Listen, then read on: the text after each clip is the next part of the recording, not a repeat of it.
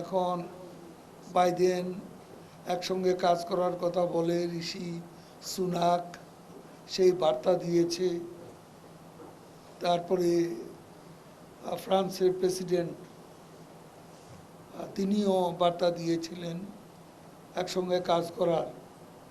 এখন তো তাদের আসলে সব আশাই শেষ। তারা মনে করছে বিদেশি বন্ধুরা তাদের পাশে এসে দাঁড়াবে, সে আশাও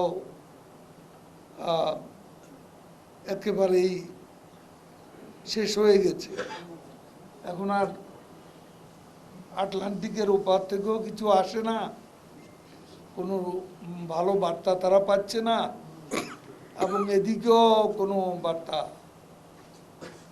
তাদের কাছে আসে নাই বা আসার কোনো কারণও নেই। বিএনপি আসলে তাদের আন্দোলন এত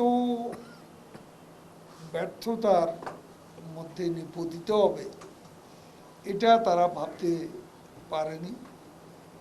তারা মনে করেছে তারা কিছু দূর এগিয়ে নিলে বাকিটা বিদেশিরা সম্পন্ন করবে, শেখ হাসিনা সরকারকে ক্ষমতা থেকে হটাবে, এ ধরনের একটা প্ল্যান তাদের ছিল। এবং তারা মনে করেছে আবার অথবা ইলেকশনের পরে